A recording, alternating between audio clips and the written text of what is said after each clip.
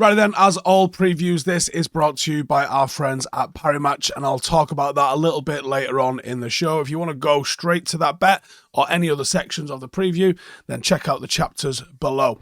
Right then, let's get into Bayern Munich. It's not been a good week for Manchester United. I don't think anyone's sitting here going to tell you otherwise.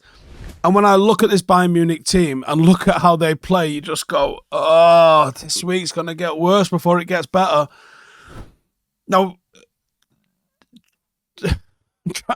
I can't even bring myself to say, let's think positively, because I can't, right? United are back playing in the Champions League. Yay! Nice little bit of Champions League music. We're playing a big club on the road. This is what it's all about, right? But the optimism, it doesn't exist in us at the moment. It's first time we've been in the Champions League since we saw that defeat. I'm trying to think of a better word than defeat, but it was a defeat to Atletico Madrid back in 2021. And we start the campaign with a trip to Bayern. Obviously, we've also drawn Copenhagen and Galatasaray complete the group. And with the attacking talents, that's Icardi, Mertens and Wilf Zaha, that's also in their squad, they're going to be a threat as well. So United have got to navigate Bayern, make sure that we deal with Copenhagen and Galatasaray, or we ain't getting through the group. It's as simple as that. I mean, there's a very real chance that we go 0 for 2 against Bayern Munich. Very real chance. You know, this group is absolutely going to be all about the glamour tie that is United versus Bayern. A repeat of the 1999 final. A repeat of the group stage of that season. But this is a bloody difficult group for us to get out of. Bayern haven't lost any of their last 34 Champions League group stage games. That's the longest unbeaten run of its kind in the competition's history. There's going to be a lot made about Kane versus Hojlund, about Tuchel versus Erik Ten Hag, and I think there is a little bit of a renewal of a major European rivalry that's been on hold since Bayern absolutely eliminated us in the 2013-14 season under David Moyes. Remember that? Or have you blocked it out? United and Bayern have won 9 Champions League titles between them. Obviously, Bayern winning 6, United picking up the 3. But we are at different levels at the moment. Bayern's summer move for Kane makes them a genuine threat to Manchester City's crown. And probably the team outside of United that I hope goes on and wins this thing. I mean, they're qualifying from this group, right? It's whether or not United can join them. And they will be a problem. When you start going through the players in their squad, they're going to be a problem for the likes of City in the last stages. And one of the only teams that I think actually could go toe-to-toe with them. So in terms of how they play then, Nagelsmann was surprisingly sacked last season, while they still had hope of winning a treble. Thomas Tuchel was appointed to be the new manager, and from Nagelsmann to Tuchel, there were some differences in the system and philosophy and the playing style. In possession, Nagelsmann usually liked to play with like a bit of a back three, could very much be described as a 3-1-5-1. On the other hand, Tuchel really likes to go with a very, very traditional looking 4-2-3-1, or occasionally, depending on the level and threat of the opposition, a 4-1-2-3. And that generally depends on where Goretzka's going to line up in the midfield. On the other hand, in Tuchel's back four system, I think that has completely changed from the Nagelsmann days. The 4-2-3-1 that he plays usually has 2 players in each side, or only 2 or 3 attackers in the middle. When Goretzka sort of gets himself into that pocket, makes it more like 2 8s rather than 2 6s and a 10, if you like.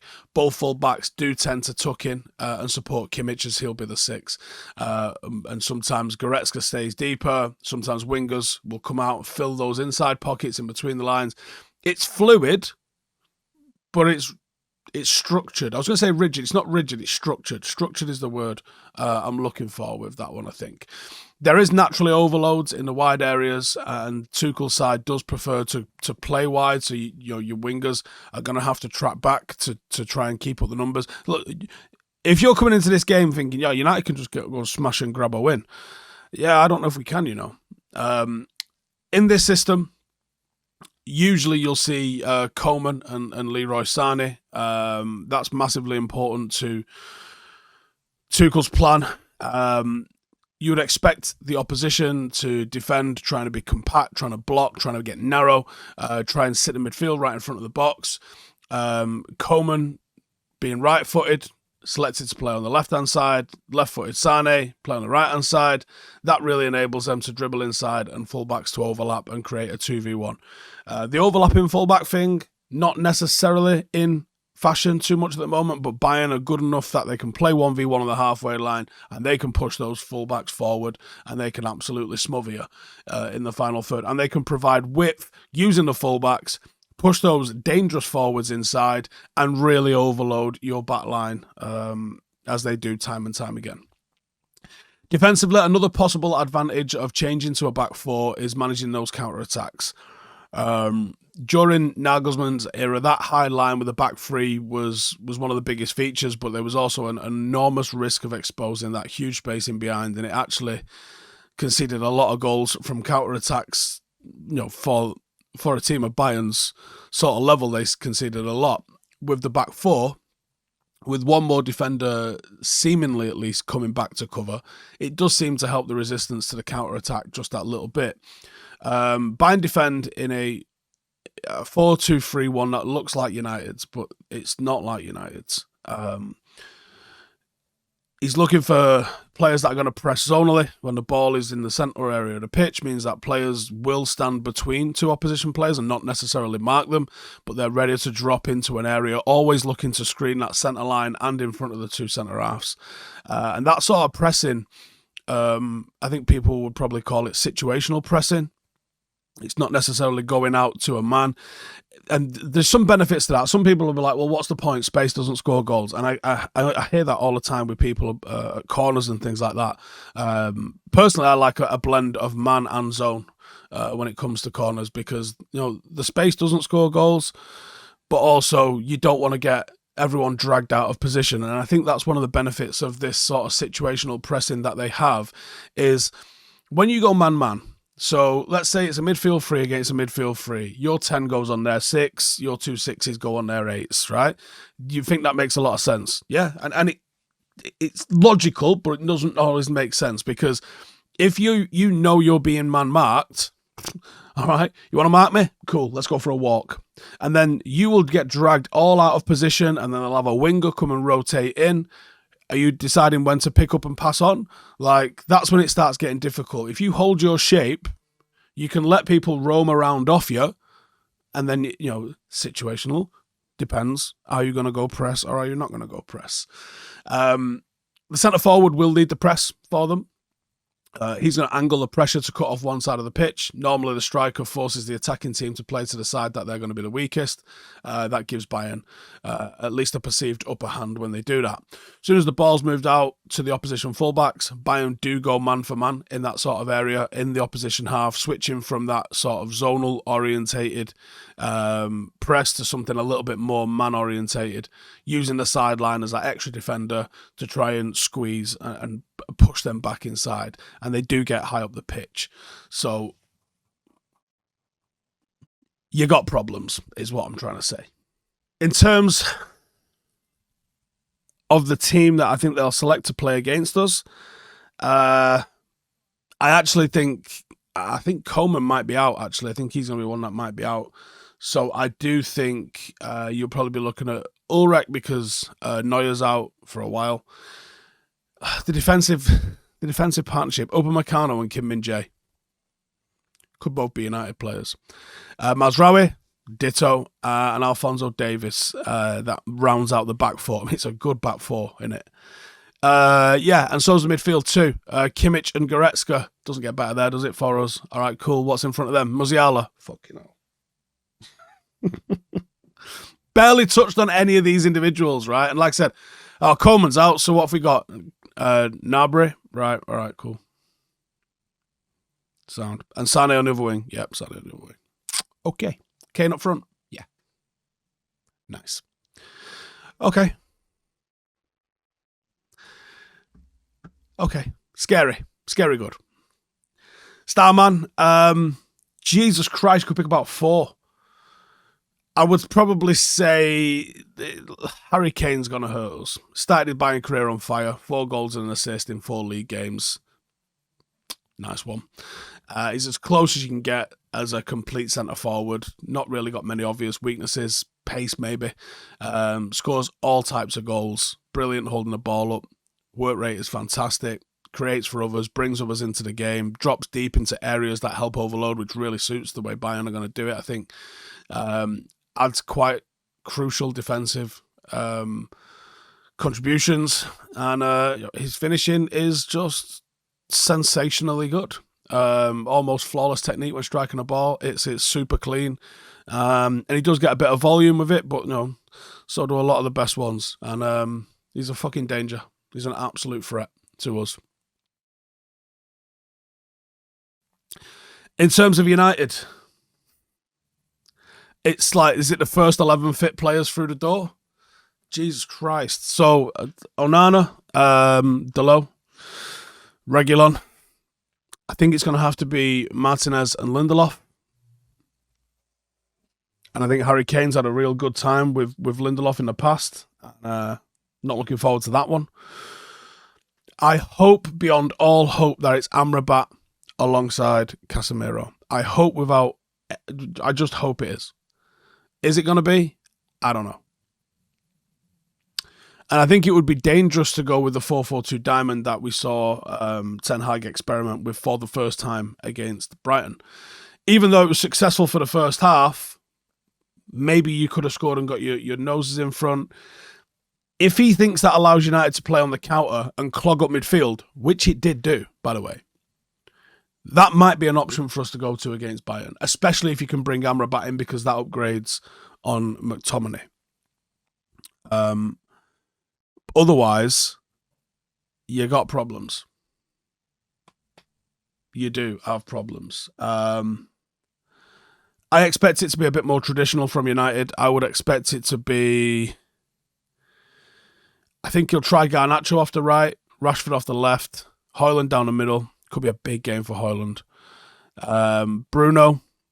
But Bruno has to almost come part of a midfield three rather than being a 10 in this. That's what I would ask. Bruno, Amrabat, Casemiro as a midfield three rather than 2 6s and a 10. That's what I would try and do in this game.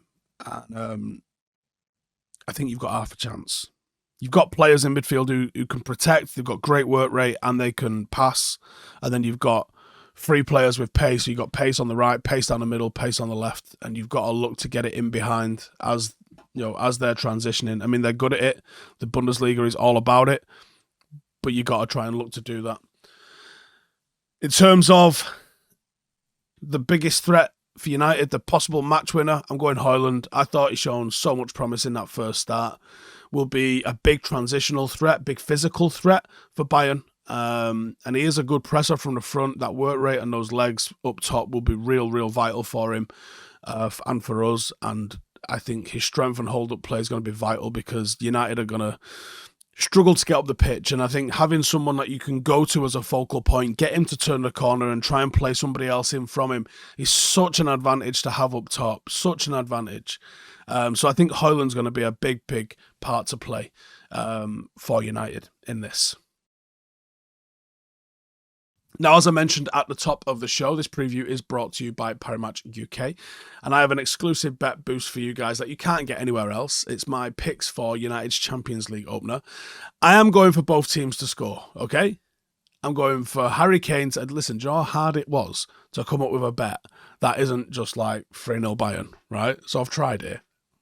Give me that, right? So here's what we're saying. So both teams to score, right? I mean, they're going to score. Now, come on, both teams can score, right? Come on, let's say. I'm not even saying we can win this here. Just both teams to score. Harry Kane, 2 shots on target, right? Marcus Rashford, 2 shots on target. That's what I'm going for. It's pretty straightforward bet, that, isn't it, right? And now that's been boosted from 11-2 to 13-2. If you want to get involved on that boost, easy. Just click the link in the description below. And prices are subject to fluctuation and availability. You need to be 18 plus to participate. And we know that football, and especially Manchester United, are completely unpredictable. So this is a bit of fun to enhance while you're watching the game and not a promise of winning. For help, information on responsible gambling, check out begambleaware.org. And once again, this bet is exclusive to me and Parimatch UK. Click the link in the description to get involved. But let me know what you're going for in the comments. So in terms of how do Manchester United beat Bayern Munich, I mean, like pushing water uphill, I imagine. I think it's going to be an extremely difficult one for us. And this is my... I don't know if I'd say concern, but it's one of the things that I'm yet to see. Let's put it like that from Ten Hag is him tactically change in a drastic way to do what's required to win a game. We saw that with Louis, we saw that with Jose, we saw that under Ollie quite frequently, and Ollie used to get a lot of stick for doing that. But how many people went to the Etihad and got wins? Not many. And I think Ten Hag's got more of a defined plan A in him that he wants to see us play like, but Ollie would prepare to do whatever was necessary to be able to get us the victory. And I think that there would be something Ten Hag could learn from that in terms of, like, our away form shows that. We had a record-breaking away form under Ollie, and our away form under Erik Ten Hag has not been good enough. So there's obviously something he can learn. And that's not saying sack him, bring Ollie back, because some people just can't understand anything by the looks of things. But there's obviously things that he can learn. What was Ollie doing that was enabling us to be so successful on the road when we aren't currently successful on the road? And I think one thing would be play on the back foot a little bit. Utilise the strengths of the absolute pace that we have got. Bayern they're vulnerable on the counter for a team. I mean, most teams that play in the opposition half are vulnerable on a counter, right? They are less vulnerable under Tuchel than they was, maybe because he had experience in the Premier League and it's helped him. But they're less vulnerable than they were under Nagelsmann, but they do give teams a chance in that particular instance. Now, City give teams a chance, but the chance is so small that you quite often don't really get a chance to see it. And I worry if that's going to be the case against Bayern. Generally, one of United's strengths is the ability to play on the counter. We're very good at it. The forwards are dynamic. We're quick going forward. Not so much the other way, but and I think Bayern are a little bit similar actually. So they can be caught on the halfway, and United are very good at doing that. They leave space in behind the fullbacks due to them playing so high, especially when they start overlapping. If you can win the ball there, move it into someone's feet, and then get it into the channel, you really can hurt them. Secondly, I think fullback support. You need to double up defensively in the wide areas, which again then requires. You can't leave all three of your forwards standing on the halfway line waiting to win the ball. You can. It's a ballsy move. That might limit how much the fullbacks go forward, but then it's a game of chess, isn't it? Do they push their fullbacks forward and do you deal with that? Or do you leave your forwards on a halfway line and see if they deal with that? This is where tactics come into it. How brave can you be? Maybe in the first 15 minutes you might want to double up, and then after that you might want to start creeping forward just that little bit. Kane's going to drop deep. He's going to try and find wide men making runs inside our fullbacks. He's very, very good at that. And their forwards are excellent at running into the half spaces in between the centre half and the fullback. They're really, really good at that. And, if Coleman plays, I think he's injured, but Sane, Gnabry, even Musiala, when he starts drifting out into those wide spaces, they're far too fucking good to allow to go 1v1 against our fullbacks, particularly now it's probably going to be Wan-Bissaka that's out injured. So you can't allow people to get 1v1 in those areas. The wingers are going to have to come back. I would expect, it's another reason why I would go to a midfield three. You go to a midfield three, you can say Amrabat takes the left-hand side, Bruno takes the right-hand side, and you've got someone ready-made there to help double up with the fullbacks. I knew there was a method in my madness. I forgot to mention that. Because it gives you that little bit of control in that area. And then finally, just a little bit of fucking belief, man. Bayern play such an expansive game that they are suspect defensively, and you can beat them on the transition. And you have enough quality in this United side to score some goals. I know you're saying, like, have you not watched the first 5 games this season? Yes, I have watched the first 5 games this season, but it remains. We started shite last season, then we kicked into gear. The problem is that we ain't really done it on the road, and Bayern Munich are really fucking good. If United can be clinical, you can frustrate. But I haven't seen Ten Hag play on the back foot yet. He's going to have to do some stuff that we've not seen for United to get a result that we don't expect. And that's my top and bottom line of it. So I worry. Like I said, if you're interested in getting involved with that bet, link for that will be in the description as long as you're 18. And otherwise, let me know your thoughts on the game. Do United have any hope of winning this match whatsoever? Because I don't know if they do. Let me know in the comments. See you in a bit. Hey, thank you for watching the video. If you are new around these parts, then don't forget to subscribe. My channel is proudly supported by my community on Patreon. If you'd like to get a little bit of extra content, a Discord group, meetups, 5-a-side games, weekly podcasts, behind the scenes, and even an occasional bit of transfer news as and when I get it, then for the price of a pint, you can show your appreciation for the content that we make and get some goodies for doing so as well. Check the link in the description or click the button right here. You'll also find all of my socials here too if you want to follow me on any of those platforms. Nice one.